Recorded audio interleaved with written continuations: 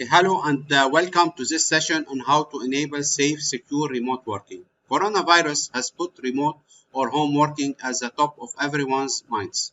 Whether you are already enabling remote working or developing a contingency plan in case you need to, this session is for you.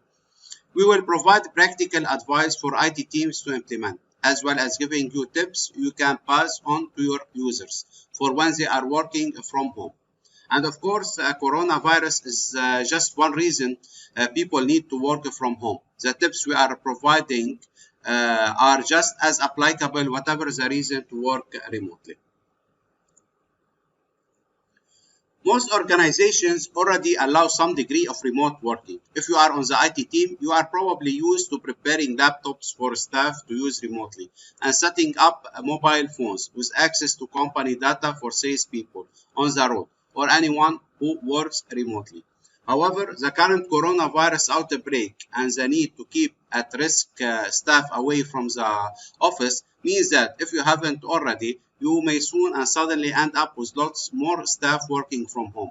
It's vital to make sure that the precautions you are taking to protect the physical health of your staff don't create a threat to your cybersecurity health by opening you up to security risk. A user's home network and cybersecurity may never be as strict, provide the same level of protection, and may be as well thought out as your IT organization in the office. Nevertheless, there are some basics, which if done properly, provide a good level of protection for employees working remotely. Moreover, to smaller businesses, the ability for ensuring employees can work remotely can be the difference between remaining in business and not being around after any form of quarantine or restrictions are lifted. One thing remains constant: the bad guys are not going to take a break. In fact, they could make an even bigger effort at a time when they believe IT administrators and businesses are distracted. So with no further ado, let us dive into best practices for remote working. We have 11 tips to share.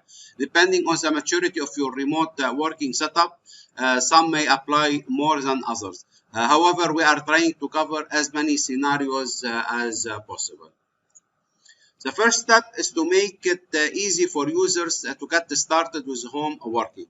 Imagine the scenario, and it doesn't take much imagination. You are suddenly told the entire workforce has to work from home. Users cannot come into the office to collect their devices, so they order new devices online. The devices arrive, but you cannot meet them to set them up appropriately. Now what? You may needing to set remote users up from scratch, entirely remotely, and that might be something you haven't done a lot of in the past.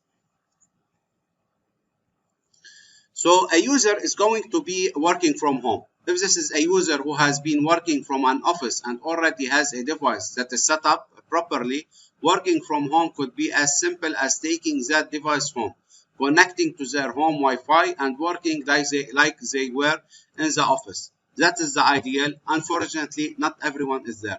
What about the other scenarios? A user cannot take their device home and they need to work from a home laptop or a brand new laptop they have bought because they still continue to do their job.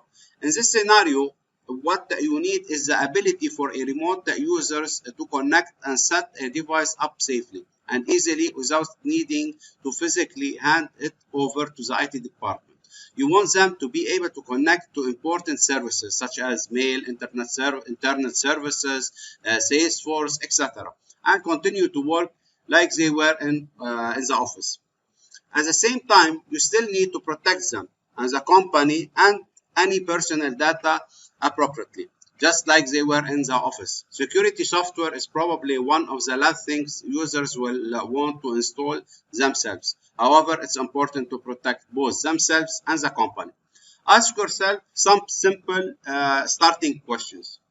If an employee working from home bought a new laptop, could they set it up themselves without needing IT help?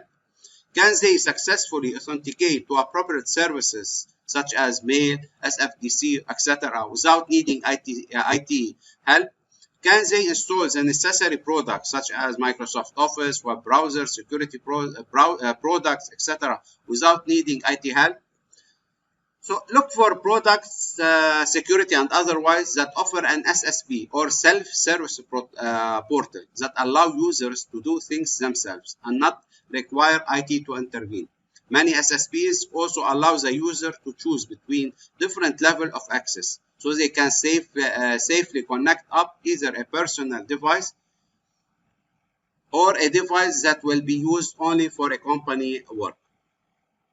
This will enable end users to get up and running easily and correctly, with access to all necessary services to do their job and protect themselves from the bad guys. The second tip is to make sure that all devices and systems are fully protected and up to date. It perhaps sounds obvious, but it's worth saying nonetheless.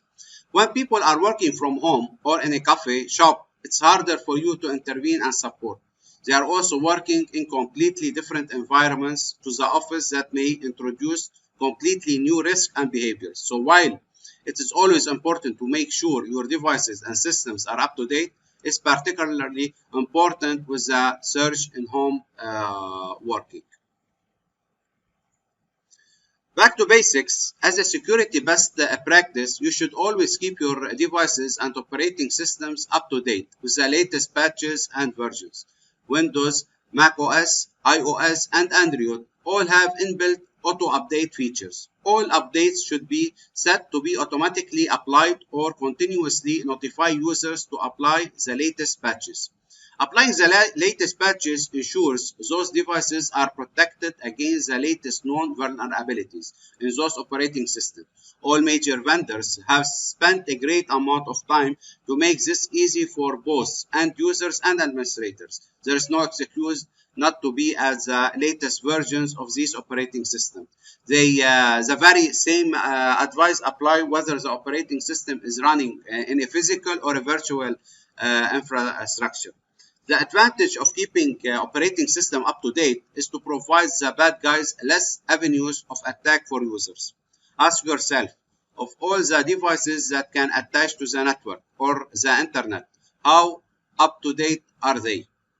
Now for your users' home environment, depending on the vertical you work in, you may not care if they haven't updated their Sonos speaker system or PlayStation to the latest version. Pay attention to the devices that will interact with your company data and access company services or resources. Generally, this will just be their laptop and the mobile device. Again, depending on how sensitive your company is it maybe more devices. Next, after the operating system, are you running the latest version of all your software? Consider both your security software, your in the endpoint and mobile protection, for example, and your business software. Prioritize keeping them up to date. Again, this is another security best practice. Companies like Microsoft, Apple, Adobe, etc. are very good at issuing patches to protect against known vulnerabilities in their products. SOPHOS is always updating the protection provided by our security products. Again, all of these companies have made it easy to keep products up to date.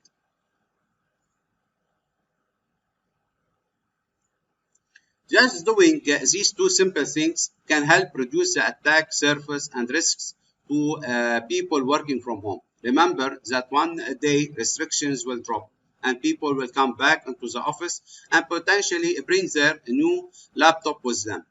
From the experience of SOPHOS on MTR and SOPHOS Labs security expert, they often find the initial point of entry of a ransomware attack was an unprotected device, maybe that hasn't been patched or has out-of-date security protection.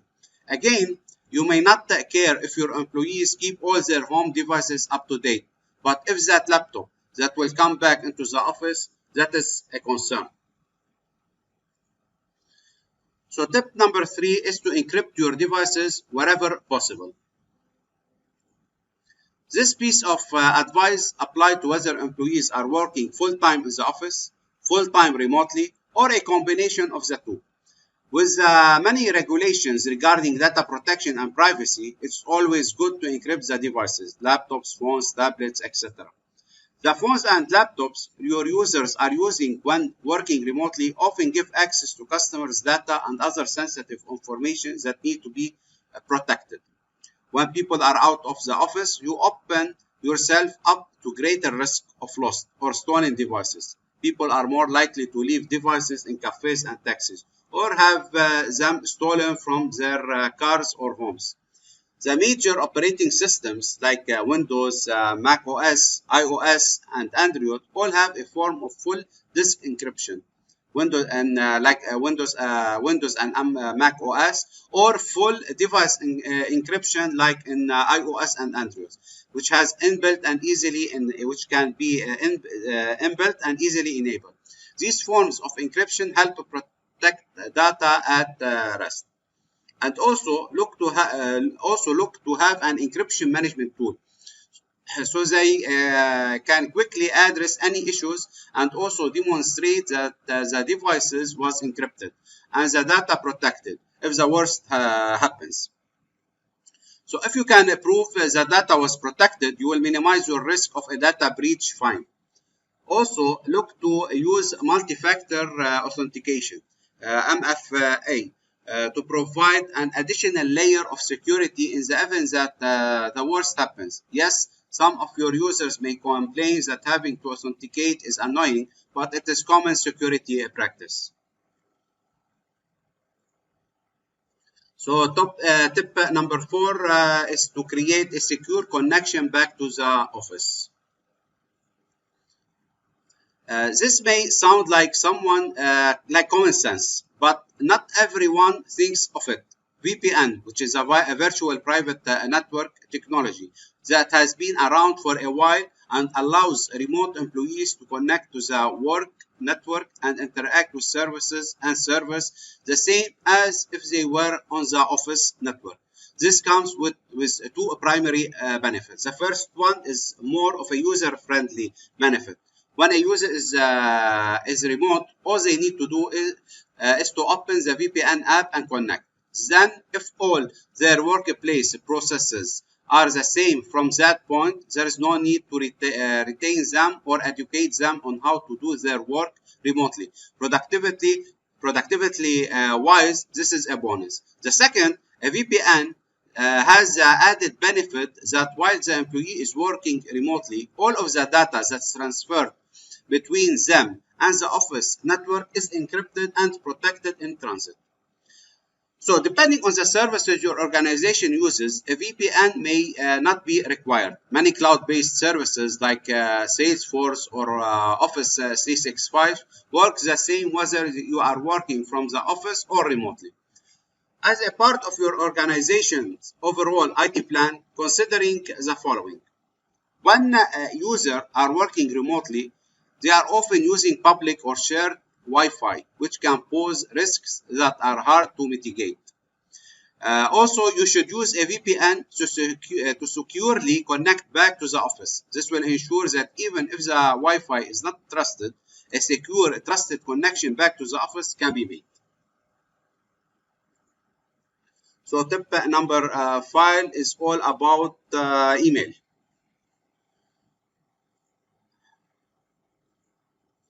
This is another topic that applies regardless of whether the end user is working 100% from the office, 100% remote, or combination of the two. However, it's worth mentioning it as with more people working from home, there will likely be a big increase in emails as people can no longer just walk over and speak with a colleague. In our recent cybersecurity survey, we served 3,100 IT managers in 12 countries. Emails was the way that 33% of the attack got into organization. They may have had malicious links or malicious attachments.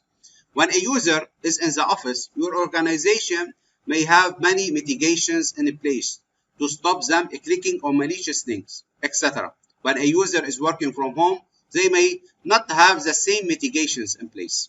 You therefore need to ensure that your email protection is up to date and that inbound and outbound emails are being scanned for threats. Phishing is also a big part of email security. In fact, more organizations were affected by phishing last year than any other threat. The people behind phishing emails are very quick to take advantage of an issue, an opportunity. As SOPHOS, we have already seen phishing emails that exploit the interest in coronavirus. This tasteless and exploitative example was identified by the SOPHOS security team. And sadly, we anticipate a lot more over the coming weeks. Raise awareness with your staff of the need to be extra vigilant at this time as the crooks are looking to exploit the current situation. So tip number 6, moving from email, we are now looking at web filtering. Web filtering is a technology that ensures that users can only access content appropriate for their work place and role. When a user is in office, it's traditionally the firewall that will enforce web filtering rules. When they are working from home, there is a high chance that the network traffic is not going through the company firewall. Therefore, their laptops or mobile devices need to enforce any web filtering rules defined by your organization. Working from home can also lead to change in behavior because they are in a home web use mindset, not work mindset. Their filters for what is appropriate may change. Putting in place web filtering protocols will ensure, first, users can only access content appropriately for the workplace and role. Basically, so they can see and do the same activities as they could in the office. Second, users are protected from risky websites that could leave them vulnerable to attacks. So, tip number 7, enable use of cloud storage to backup data. Sometimes users will have the necessary files and data on their laptop. That means that working in the office or from another location makes little difference. However, that isn't always the case. Making use of some form of a cloud storage for data and files enables you to ensure that employees have access to all the necessary data to continue doing their job. Also, think back to the first topic of making it easy for a user to work from home. What happens if their laptop or mobile phones dies during this period? Assume all data that was on that device is now gone. Is that catastrophic or not an issue? Could the employees easily access all their data from a new device and continue working? Now, you may be thinking that isn't a security issue. And you are right in that the main benefit here is operational rather than security. With that said, your company files and data are in the cloud. You still need to protect the data as if it was physically on a device. This is where the topic of identity becomes important. Employees need to be able to successfully identify themselves in order to access that data stored in the cloud. Don't leave files and data in the cloud unprotected and accessible by anyone. At the very least, employees must successfully authenticate. Two-factor authentication takes that a step further. Tip number 8, manage use of removable storage and other preferables on corporate devices. USBs and external devices are still a significant security risk. In our recent cybersecurity survey, we served 3,100 IT managers in 12 countries. USBs, external devices, were the vector by which 14% of attacks got into their organization. When an employee is working from home, there's a higher chance that they will attach a wide variety of devices to the company laptop. Let me give you a simple example. Mom or dad, can you please see what's on my memory stick? Most employees won't even consider this as a security risk, and potentially it is not. However, it is complexity that will eventually allow a breach to occur. Remember, when any workplace restrictions are over, those laptops will eventually come back into the office. If you would like to manage this risk, implement device control within your endpoint protection to control USB external devices. So tip number 9, we want to focus now on mobile devices. This is related to point 2, which was about ensure devices are up to date, and point number 3, which was about encrypt devices. This increase in home working will likely see far more people using their mobile devices for work. You need to protect these devices against malware and manage them in the event of loss theft. Starting with malware, 10% of threats are discovered on a mobile device. Deploy anti-malware protection on mobile devices is a great step to stopping these threats.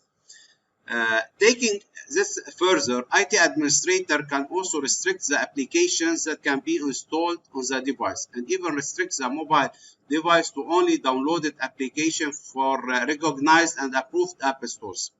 This additional step gives both the user and the IT administrator a higher level of confidence that only valid and appropriate applications are installed and used on these mobile devices. As we have seen with people out of office, there may be greater potential for devices to be lost or stolen. Mobile device management allows you to remotely lock, wipe, or locate the device. Yes, you may have physically lost the device. However, if it's locked or wiped, then it is not useful to the thief, and no company data can be accessed or is no longer on the device. A unified endpoint management solution is the key here, enabling you to secure and manage corporate devices remotely. So tip number 10 is all about dealing with issues. Your users are likely used to simply walking over to the IT team to resolve issues. Clearly, this is not possible when both users and IT teams are working remotely. So you need to give people a quick and easy way to report security issues.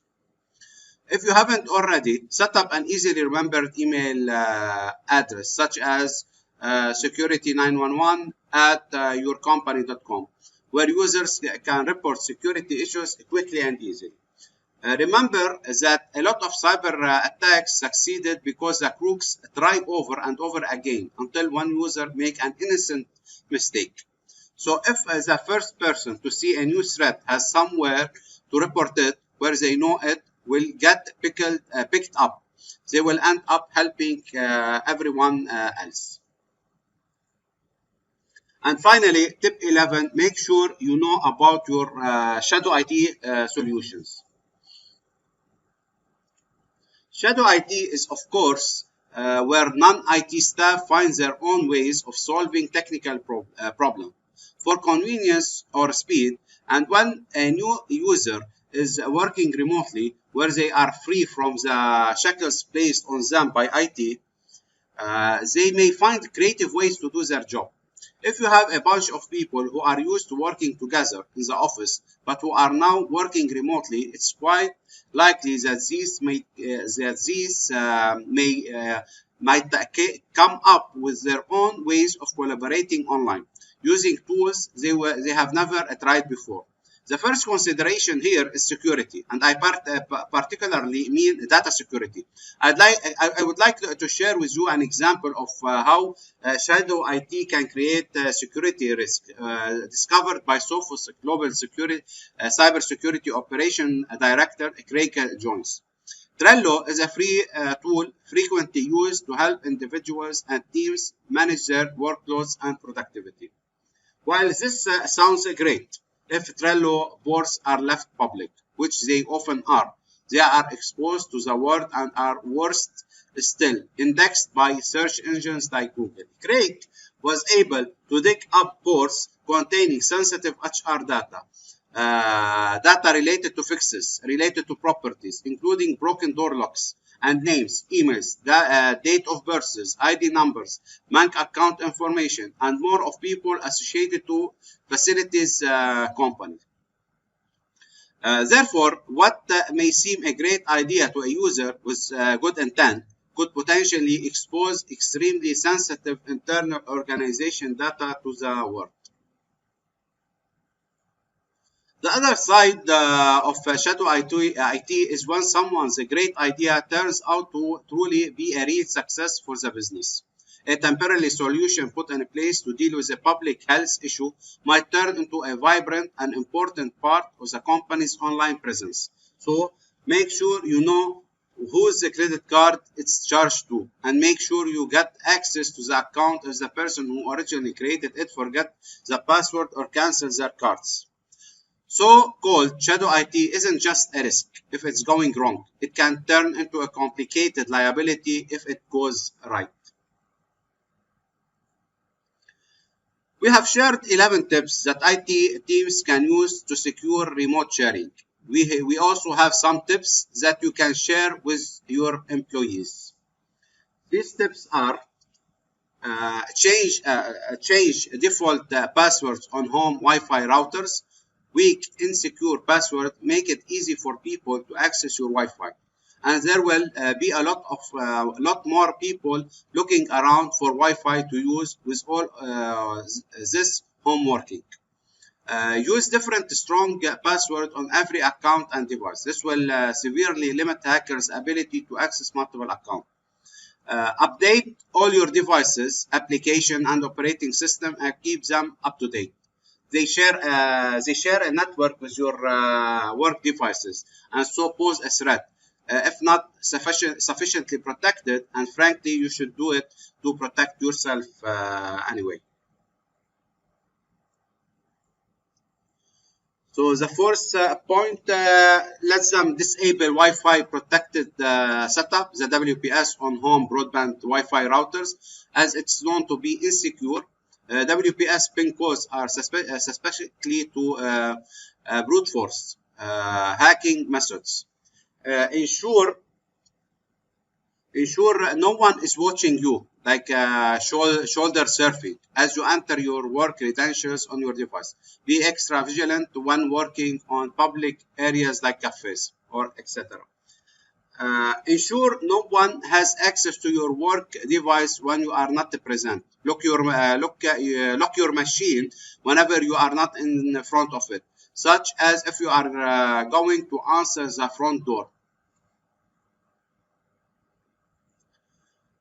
So we have shared a number of tips to help you protect your cybersecurity health while enabling measures to protect everyone's physical health. I hope you have found it useful and that everyone had gained something applicable to their organization. So if you would like, you can take a screenshot of these top 10 tips to secure remote working.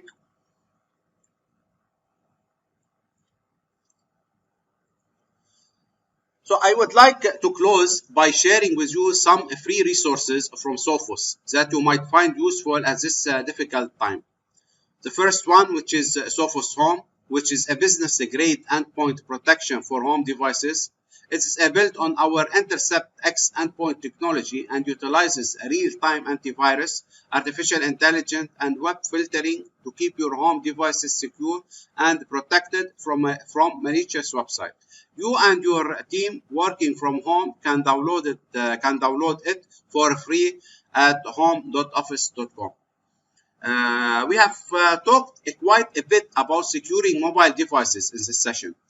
We have a free mobile security app called SOPHOS Intercept X for mobile that offers device, network, and application security for Android, iOS, and Chrome OS endpoints. Downloaded it from the App Store. And finally, we have a very popular anti-phishing toolkit, essentially a set of resources to educate your team on phishing, which you can get it from our website or by Googling it. So for any question, you can write it in the comment below, and we will answering it as soon as possible. So thank you for watching this webinar brought to you by SOPHOS and Vantisco.